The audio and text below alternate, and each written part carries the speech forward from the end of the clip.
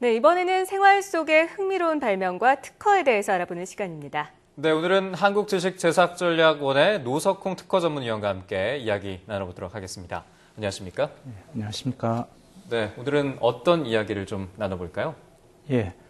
오늘은 올 4월에서 6월 동안 국내 매스컴을 통해 발표된 초저연비 저공해 차량 기술에 대해 소개해 드리려고 합니다. 네. 특별히 이종 연료를 사용했다든가 디젤 엔진을 베이스로 한 경우, 그 다음에 SUV 차량을 대상으로 한 변종 기술에 대해 설명드리려고 합니다. 네, 초저연비 저공해 차량 변종 기술에 대해서 좀 구체적으로 설명을 해주시죠.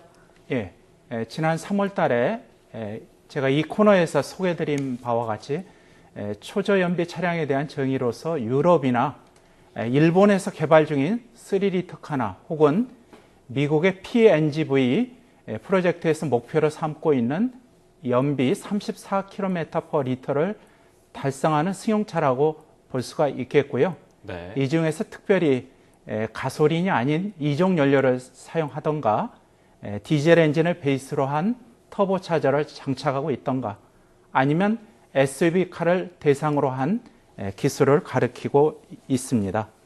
네, 최근 국제환경기술 그린 에너지전에서 터보 LPG 직분사 엔진을 탑재한 현대차종이죠. 소나타 터보 1.4 LPDI 차량을 선보였다고 하는데요. 여기서 특이한 사실이 터보 LPG 직분사 엔진이 세계 최초로 개발됐다는 점, 이 점인데 이 세계 최초의 터보 LPDI라는 그 명칭이 맞는 표현입니까? 결론부터 말씀드리면 맞는 표현이라 말을 할 수가 있겠습니다. 네. 세계 최초 개발이라는 점을 확인하기 위해 특허 분석을 실시하였습니다.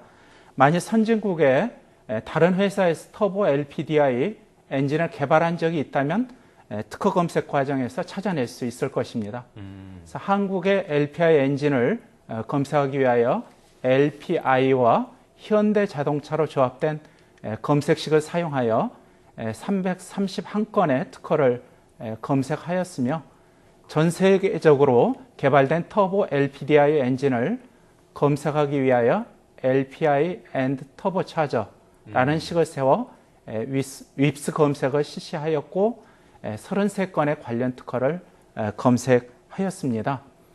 LPI 엔진으로 검색된 331건의 특허는 주로 현대 하이브리드 차량에 적용된 LPI 엔진에 적용된 기술을 대상으로 하고 있었고요.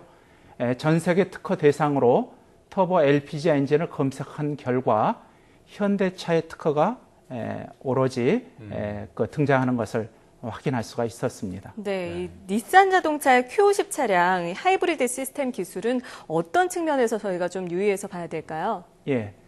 특별히 파워 어시스트란 기능을 갖추고 있는 점이 특이한 점이 되겠고요. 네. 그러한 닛산 자동차의 그러한 특징이 미국 특허 US 7878281이란 특허를 통해서 잘 보여주고 있습니다. 그래서 파워트레인의 어떤 구성과 작동 메커니즘에 대해서 자세한 사양 제시가 특허를 통해서 나타나고 있습니다. 닛산 자동차의 그 최초의 하이브리드 자동차는 티노 하이브리드 자동차가 있었고요. 연비 저감을 주된 목적으로 하고 있었으나 Q50과 같은 고급 사양의 차량에서는 가속 승차감 개선을 위한 하이브리드 시스템의 적용이 특별히 강조되고 부각이 되었다고 생각이 됩니다. 네, 지금 계속해서 자동차 이야기를 해주시고 계시는데요. 2014 부산 모터쇼에서 아시아 최초로 소개했던 건데 폭스바겐의 컨셉카죠. 크로스 블루라는 차량이 있는데요. 이것은 하이브리드 차종과 기존의 하이브리드 차종과 어떤 점의 차이점이 있는 거죠? 그러니까 이번 2014년 부산 모터쇼에서 전시된 크로스 블루는 일반 가솔린 승용차와는 다르게 디젤을 베이스로 한 플러그인 타입의 하이브리드 기술을 결합한 6인승의 중형 SUV 컨셉카가 되겠습니다. 네. 여기에 듀얼 클러치 변속기라든가 와이어를 이용한 프롭 샤프트 등 자동차 업계를 선도해온 폭스바겐사의 혁신적인 연비 기술이 접목되었다 그렇게 평가를 할 수가 있겠습니다. 네. 이를 통해서 약 37.8km per 리터의 연비로서 4륜 구동 SUV 최고의 연료 효율을 달성했고요. 순수 디젤로만 주행하는 경우에는 약 14.8km per 리터의 연비를 실현하였습니다. 네, 지금까지 초저연비 저공해 차량에 대해서 좀 살펴봤습니다. 이어서 이번 주에는 어떤 특허 뉴스가 있었는지 살펴보는 순서 가도록 하겠습니다. 전자신문 미래기술연구센터는 특허 분석 전문기업과 함께 전기자동차 기업 테슬라의 특허를 분석한 결과 240여 건의 특허를 보유하고 있다고 밝혔습니다. 대한변리사협회 고영희 회장이 특허 침해 소송에서 이른 변리사들이 하고 변호사들은 대리인으로 이름만 울리는 경우가 많다고 지적했습니다. 특허청은 특허 심사 처리 기간을 세계에서 가장 빠른 11.7개월로 단축시키겠다고 밝혔습니다. 네, 한 주간 특허 이슈들을 좀 살펴봤는데요. 이 중에서 주목할 만한 뉴스 어떤 걸까요? 예, 그 첫 번째 이슈인 전자신문 미래기술연구센터에서 그 테슬라가 보유하고 있는 특허 분석을 했다 그런 내용에 초점을 좀 맞춰보고자 합니다. 네, 테슬라라는 회사의 보유 어떤 특허 분석을 이야기하시기 전에 이 회사가 어떤 회사고 어떤 것들을 하고 있는지 자세히 설명을 해주시죠. 2003년 그 캘리포니아에 있는 팔로알토라는 지역에서 설립이 되었고요. 네. 그 창업자는 앨런 머스크라는 분이 설립자가 되겠습니다.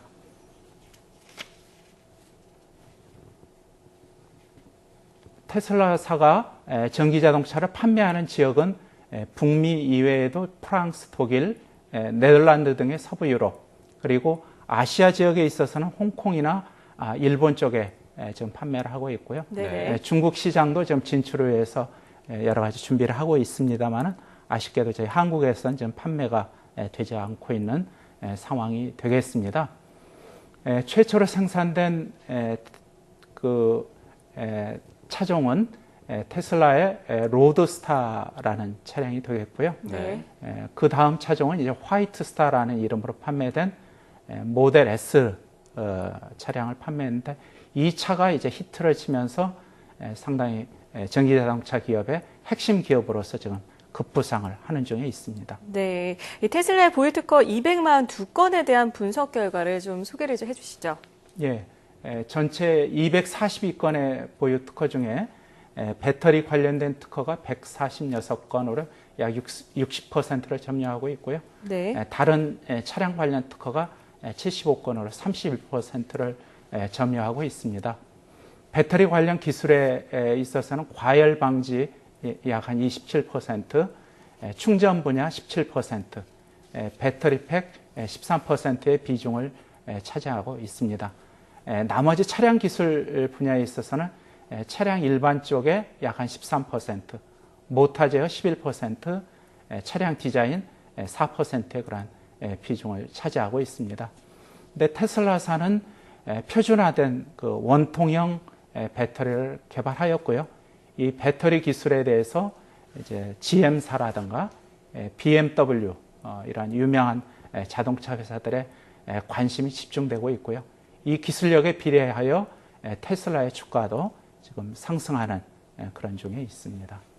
네, 지금까지 한국지식제작전략원 노석웅 특허전문위원과 함께 저공해 차량 기술과 또 테슬라 특허에 대해서 알아봤습니다. 오늘 말씀 고맙습니다. 네, 감사합니다.